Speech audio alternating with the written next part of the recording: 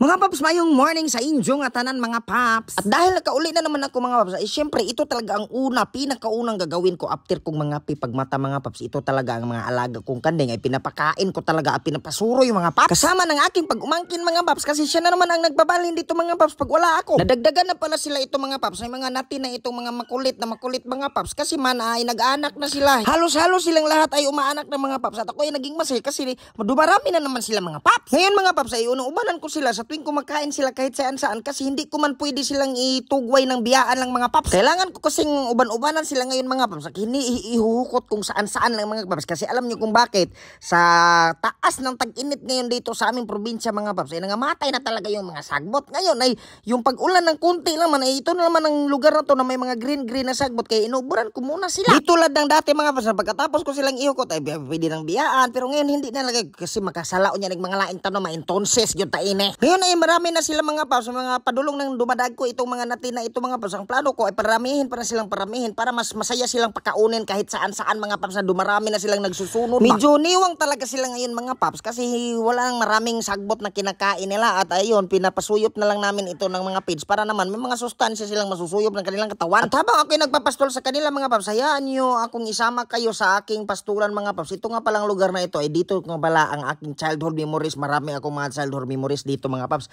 Alam niyo ba sa mga kalubin at kamanggahan na yan, nandyan kami naglalaro at nangunguha ng mga mangga. Ang bilis lang talaga ng panahon mga paps. Kasama ng aking mga kababata ay kinakabot namin yan nasakpan na hinuon maning nangawat. Yan si Abay Pidik at si Abay Amoy mga paps. Ayan talaga ang aking mga kaibigan noon pa nung bata pa ako hanggang sa ngayon lumaki. Kaya ngayon na malagi na ako naglarga-larga sa Cebu mga paps at pag uwi ko mga paps, magka-uwi talaga ako dito at makita na ako ng aking mga silingan ay tatanungin talaga ako na ay nakauwi na ka pala. Kailan ka man abot? Ganyan talaga ang masusugat ko sa aking mga silingan at magpagandang pakinggan mga paps. Para bang mamasaya sila na makauwi ako. Ganyan talaga mga paps kasi pag naka-off talaga ako mga paps, iuuwi ko man talaga sa akin yung mga day offs ko mga paps. Dito ko talaga sa amin spend yung mga day off ko kasi alam nyo mga paps, kahit nadugay na ako sa Cebu mga paps, hindi ko talaga excited pa rin akong umuwi dito kasi dito na ako lumaki. Yung sinasabi nila na there's no place like home, totoo talaga yan mga paps. Kahit mingaw ang aming lugar at kahit mga paps ka na bang hindi pares ng syudad na walang masyadong kalihukan ay hindi ko talaga ipagpapalit itong yutang na tauhan at namataan ko ng buot mga paps. Dito sa part ng mga kakahuyang ito mga paps, ay alam nyo dito ako nagtitirador ito ng mga langgam noon kasama ng aking mga kaibigan, kababata ko pa talaga yan mga paps. Hanggang ngayon ay lumaki na kami at pag umuwi ako ay nagkikita pa rin talaga kami at lagi naming naala yung mga ginagawa namin, naglalangoy sa sapa, namimitik at naninirador ng mga langgam, nang lilitag ng uban pa at makakuha ng mga manok mga paps. Ay napakasaya naming balik-balikan yung mga karanasan namin noon na dungan pa kaming nagpatuli mga paps. Pagdating nila dyan mga paps ay malayo naman kami at sinasabihan ko na lang ang aming kanding na kayo nang bahala sa inyong sarili at umuwi kayo ng alas 11 para makasuyop kayo ng feeds doon sa bahay. Walang dapat may iwan. Understand? Yung nakikita nyo pala dyan mga paps ay siya si Nanay Pising na namamalhin din ng kanyang mga binuhing sigbin mga paps at siya yung mama ng aking mama nga pala mga paps. Kaya kahit ganyan si Nanay Pising mga paps, malakas pa yan kahit may edad na yan. Yung kanding na yan mga paps, kung nakikita nyo mga paps, siya ay nagiging tumboy nga pala mga paps kasi nung una heartbroken siya mga paps. Kaya nung nagkaroon guro siya ng trauma at hindi na siya gusto ng mga lalaki na kambing ay nagiging tumboy na lang siya. Habang ako'y naglalakad dito mga paps, naalala ko talaga ang aking mga kabataan nung tumatukbo pa kami nang wala pang inaanong mga problema sa buhay mga paps. Kaya nga pag uwi ko mga paps, nung nag-aabot kami ng aking mga barkada nang na-mention ko kanina ay naghisgot kabit-kabit na naming pagpatuli. Naku, ang saya-saya namin binabalikan yung patuli namin mga paps kasi apat kaming magbarkada na dungan magpatuli at ako yung panglas, nahahabol man yung kutsilyo at patay sakit na kay pakang naman yung pagtuli namin mga paps. Hindi man kanyo ng doktor ta. Di kabuhi ko sa kasakit mga paps, binating duguan ang luspad ko. Pero may napansin ako mga paps, itong pag-umangkon ko habang nabibidyo ako, bakit palapit mo na akong maapsan ang height ko? Ang bilis mong tumangkad naman pag umangkon ka. Nung una mga paps, yung krasada na yan, hindi pa yan talaga espalto. At ngayon, espalto na marami na talagang pagbabago. Yung nakikita nyo na yan mga paps, yung na yung mga puting cross, yan ang tinatawag namin na Holy Mountain of God mga paps. Kung nakikita nyo mga paps, yung video ni Dantoy sa una nung kanyang vlog sa una mga paps, ay dyan kung umangat kami at nangangawat kami ng mangga sa ubos mga paps, ang botkin sa tong mangga. So isa yan sa mga dinadayo mga paps, pag mahal na adlaw, na kwaresma, or may mga misa mga paps, dinadayo rin yan ng mga tao mga paps para dyan magsimba kasi may simbahan man dyan. Mga paps, nakikita nyo ba yan na yung mga siga na yelo mga mga paps na mainit. Yan yung nga pala yung mga paps, yun yung aking nabili sa Shopee na solar. Kasi alam yung mga paps, sinadya ko talagang bilhin talaga yan mga paps. Kasi may mga panahon na maaga akong namamata at gusto ko ng may araw na hayag na. Kasi may mga panahon mga paps na dugay talagang nagsilang ng aming adlaw dito mga paps. Kaya nag-order na lang ako yung Shopee ng solar para pag gusto ko ng hayag na, ibubutang ko lang dyan. At tingnan nyo naman mga paps,